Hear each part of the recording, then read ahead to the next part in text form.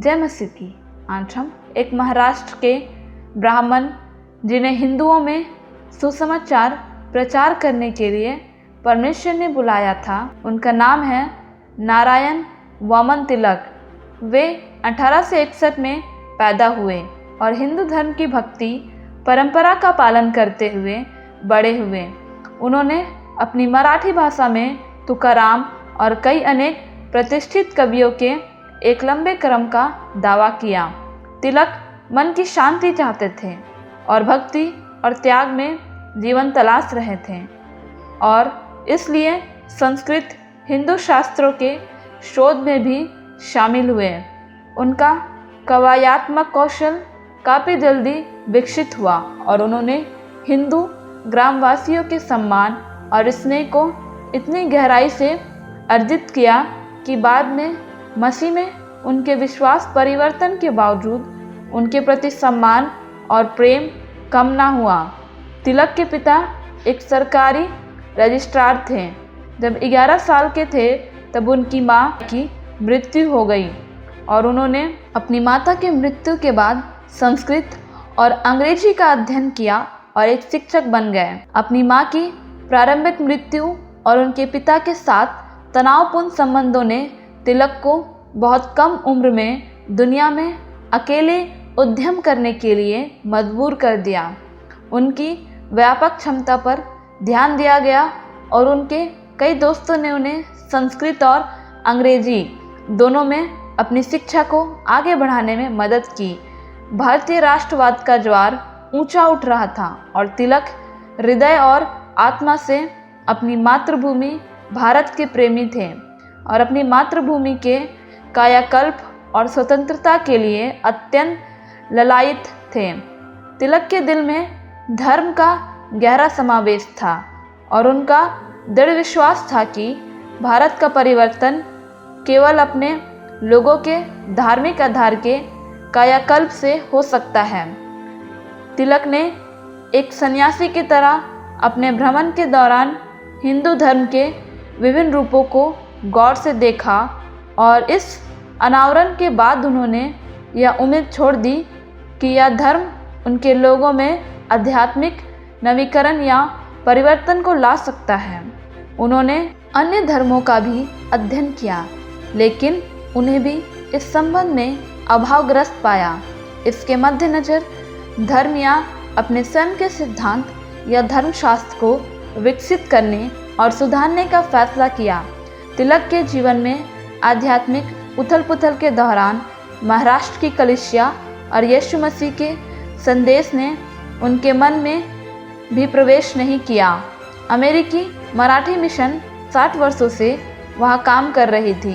तिलक मिशनरियों और उनकी कुछ साहित्य को देखा था लेकिन उन्होंने इन सब बातों को इतना तिरस्कृत समझा कि इसके बारे में कभी विचार नहीं किया। उनका यह मानना था कि मसीही विश्वास एक पूर्ण विदेशी और जीवन जीने का एक आध्यात्मिक तरीका था जिसके प्रति तिलक बिल्कुल भी आकर्षित नहीं थे। तिलक उनके विश्वास परिवर्तन की भविष्यवाणी को पूरी तरह से अवाक और मूर्खतापूर्ण मानते थे लेकिन उन्होंने 1992 में नया नियम पढ़ना शुरू किया क्योंकि उन्होंने अपने ट्रेन यात्रा में मिले मित्र को यह वादा किया था कि मैं इस किताब को पढ़ूंगा और जो बातें इसमें अर्थहीन हैं उनको रेखांकित कर लूँगा। लेकिन जब मैंने मसीह यीशु का पर्वत पर दिया हुआ संदेश पढ़ा तो मैं प्रेम, कोमलता और सच्चाई के और चलते हुए शब्दों से अपने आप को अलग नहीं कर पाया। इन तीनों अध्यायों में मुझे हिंदू धर्म की सबसे जटिल समस्याओं के उत्तर मिले। इन बातों ने मुझे आश्चर्यचकित कर दिया कि यहाँ सबसे गंभीर समस्याएं पूरी तरह से हल हो गई है और मैं बाइबल के आखिरी पन्ने तक उत्सुकता से पढ़ता रहा था कि मैं मसीह के बारे में अधिक जान सकूं।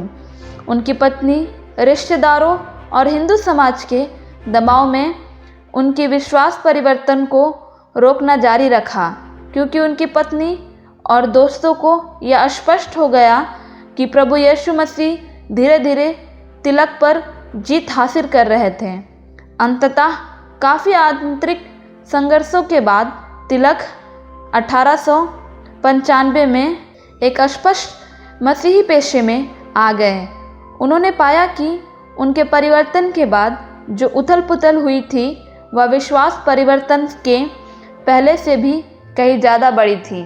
हिंदू समाज और विशेष रूप से तिलक के स्वयं के परिवार ने उनकी बपतिस्मा लेने के बात पर काफ़ी नाराज़गी, क्रोध और वेदना व्यक्त की। उनकी पत्नी विशेष रूप से बेहद परेशानी का सामना करना पड़ा और उन्होंने कई बार आत्महत्या का प्रयास किया।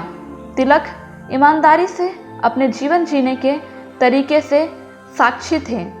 वे प्रभु यीशु के एक सच्चे अनुयायी हैं और उनकी इसी बात से आखिरकार उनकी पत्नी ने 4.5 साल बाद मसीह यीशु को स्वीकार किया। नारायण तिलक एक ऐसे परिवर्तित व्यक्ति का विशिष्ट उदाहरण है जिसे एक नए जीवन की शुरुआत करने के लिए अपनी संस्कृति और परिवार से दूर कर दिया गया था और शुरू में इसे केवल मसीह के अनुयायी होने का भाग मान रहे थे। वह ब्राह्मण नहीं परंतु एक मसीही है। कुछ लोग कहेंगे कि किसी की स्थानीय परंपराओं और संस्कृति से इस तरह की दूरी आवश्यक है, लेकिन तिलक की अपनी गवाही कुछ और दर्शाती है। वह हिंदू समाज में अपने कई रिश्तेदारों का पुनर्निर्माण करने में कामयाब हुए और इसकी सबसे बड़ी वजह थी उनकी काफ़ी कौशल और देशभक्ति। तिलक अमेरिकी मराठी मिशन में शामिल हुए और 21 वर्ष तक इस मिशन के माध्यम से प्रभु की सेवा की, जिसमें शिक्षण और सुसमाचार का प्रचार करना उनकी मुख्य जिम्मेदारी थी। तिलक कलीसिया और मसीही विश्वास को उनके दिल और उनके रूप में अधिक भारतीय बनाने के लिए किए गए अपने अग्रणीय प्रयासों के लिए याद किए जाते हैं। उन्होंने कई बार नए क्षेत्रों में प्रवेश किया और प्रचार कार्य का नेतृत्व किया। कविता और गीत की मराठी भक्ति परंपरा के आधार पर प्रासंगिक संचार तकनीकों का विकास किया, क्योंकि उनके कई भजन और रात तब तक जीवित रहेंगे जब तक कि मसीह यीशु के मराठी अनुयायी हैं। हालांकि तिलक का सबसे बड़ा योगदान केवल कलीसिया के लिए ही नहीं था, बल्कि उनका योगदान मिशनरी के क्षेत्र में था। मिशनरी, जिसका अर्थ मसीही कलीसिया के मिशन गतिविधियों का अध्ययन करना है, वह हिंदू संदर्भ में एक अग्रणी गवाह और प्रोटेस्टेंट मिशन इतिहास के सबसे महान अग्रदूतों में से एक हैं। तिलक भारतीय मसीही विश्वास के इतिहास में ब्राह्मणों में सबसे सफल प्रचारक थे, लेकिन उन्होंने हिंदुओं के बीच मसीह के लिए एक साक्षी के तौर पर कई बार निराशा का अनुभव भी किया। कई हिंदू वास्तविक दृष्टि से मसीह का सम्मान भी करते थे, पर पूरी विधि से उन्होंने कभी भी अपने जीवन को मसीह को समर्पित नहीं किया। तिलक के सामने ऐसी परिस्थितियां भी आई जहां लोग मसीह और उनके सुसमाचार की सच्चाई को पूर्ण रूप से विश्वास तो कर लेते थे, लेकिन उसके बावजूद भी तिलक और मसीह के विषय से दूर ही रहते थे।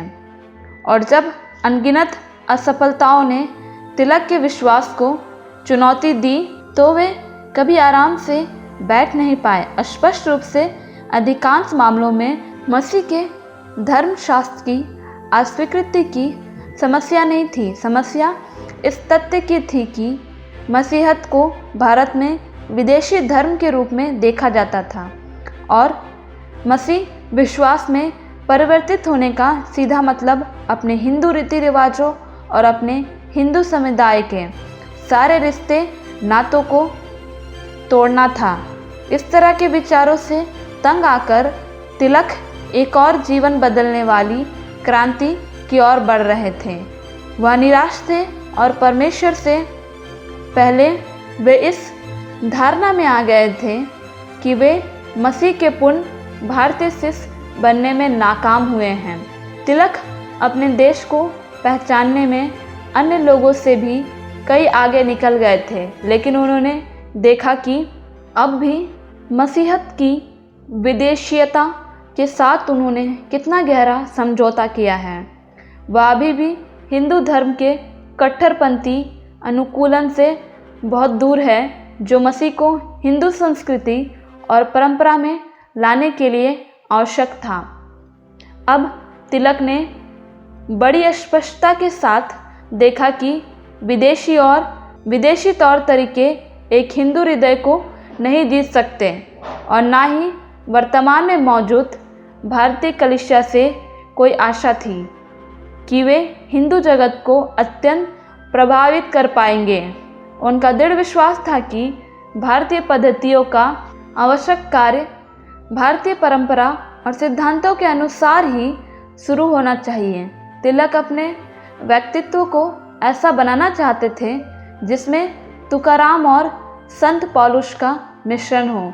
तिलक ने जो भी अहम कदम उठाने का निर्णय लिया था उसमें उन्हें कई महीने लग गए और आखिरकार मसीह के एक दर्शक ने ही इन बातों को संभव किया।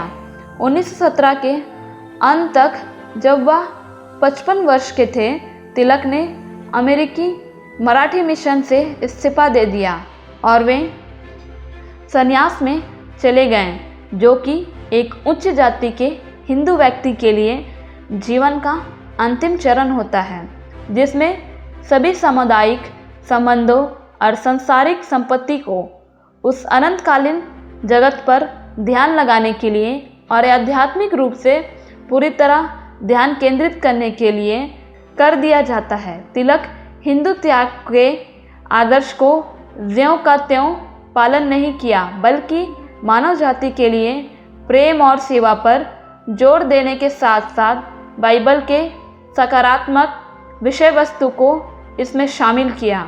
उन्होंने मिशन द्वारा एक घर दिया गया जिसे उन्होंने तुरंत एक आश्रम के रूप में नामांकित किया, जहां मसीह में रुचि रखने वाले हिंदुओं का स्वागत किया जाता था।